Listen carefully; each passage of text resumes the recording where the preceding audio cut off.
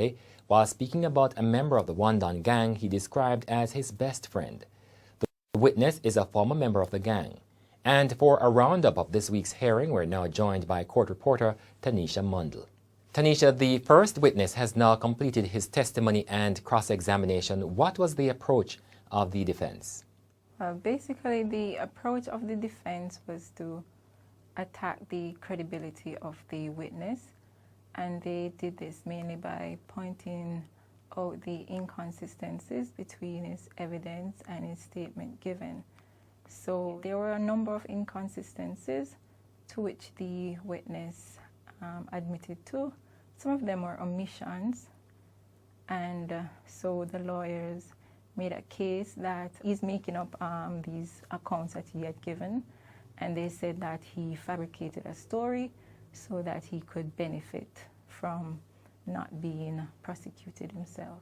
The witness pretty much denied all of this, and he insisted that he's testifying to help Jamaica and that he's not making up any of this. He was adamant that he's telling the truth and that he left out some of the details because he was scared of the gang.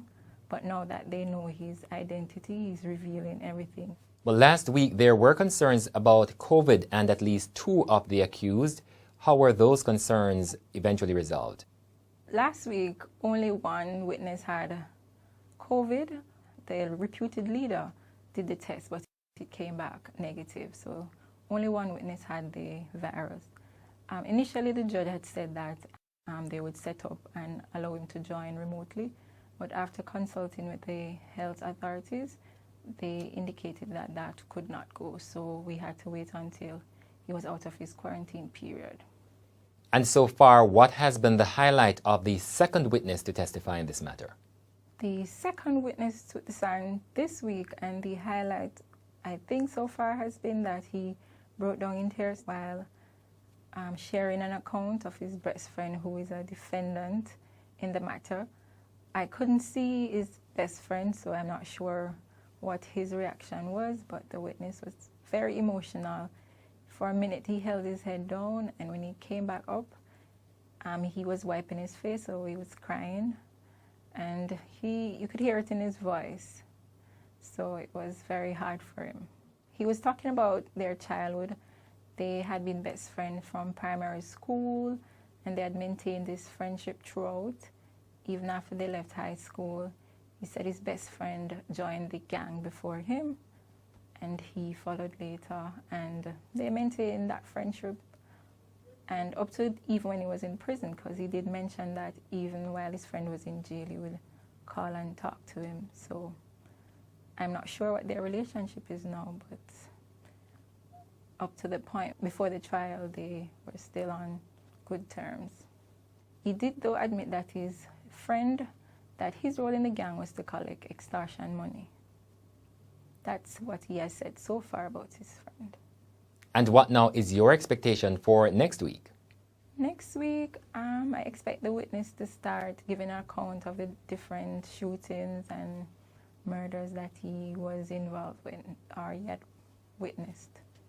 Thank you very much, our court reporter. Good day, my wonderful people. It's me again, the great, one more great countryman. Remember to like, share, and subscribe, and hit your notification button.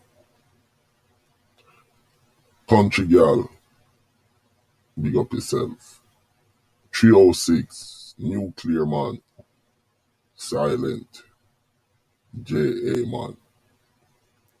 WhatsApp country squad, big up on yourself. See? Now, look at the video and the picture. I guess it's a picture. Blackman again, king of broke badness. But I'm not gonna talk about his brokenness. May I just discuss a little bit about what it said. Because let me tell you, I think the whole of them are going to prison. the witness sing like a bird, and with those kind of testimony, I don't see how Blackman and most of these guys are gonna walk. I must say the Jamaican police them a do a good job. But the only thing I would say and the only recommendation would I make for the Jamaican police and the Jamaican government, when they need some new prison. I don't know one I'm gonna put all of them high level gangster here. I mean, it goes on and on and on and on. From Zeeks to this to that to the whole of Bird Gang to the whole of this gang. I'm just saying, like, at the end of the day, it just seems like it's just one big pressure pot. And when them are going to sort out the system in a different classification from low crime to high crime, because right now if you pickpocket dog and you go to prison, you go straight in a cell and somewhere with Klansman them and the rest of hardcore criminal them dog. And right there, so it's a school. So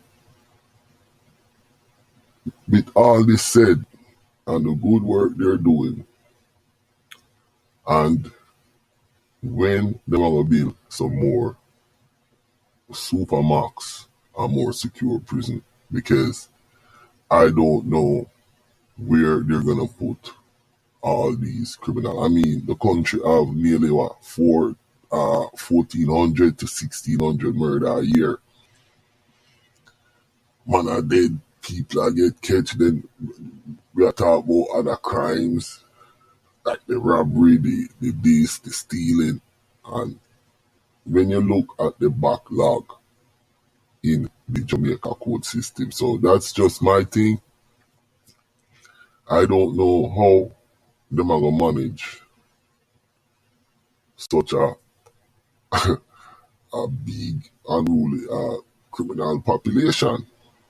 So I guess within their new budget or whatever, the government should have like consider building a couple new security and streamline prisoner security and streamline the activities and stuff, turn them in our business, because yeah, the Klansman trial, me not lie, the government nail it.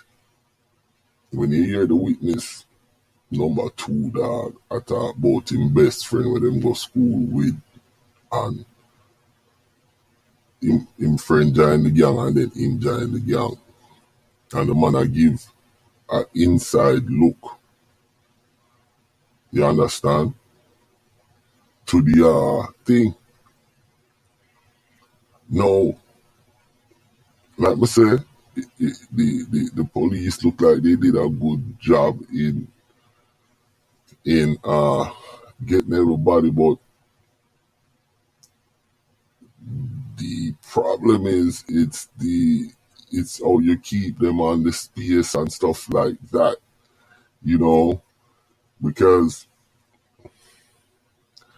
in all right, in trials like these, you probably have guys who's already in prison where want to step up and talk, but then in a system like that, you better keep your damn mouth shut, because you can't run the protective custody in a them place there. You know, say, yo, the guard and everybody there on the take, and everybody have a run a program and this and that. So it's a really very dangerous situation and a dangerous place to be in. With that said, it reminds me of another video that I'm going to drop with the Chief Justice Sykes. He made a speech on Klansman and certain gang thing and transportation. So may I drop something on that. But yeah, them a do a good job. Witness number 2, I sing like a squeal and I sing like a bird. But the biggest question is, where is the government gonna put all these criminals? Yo, drop some comment on this and let me know what you think. My name is Countryman.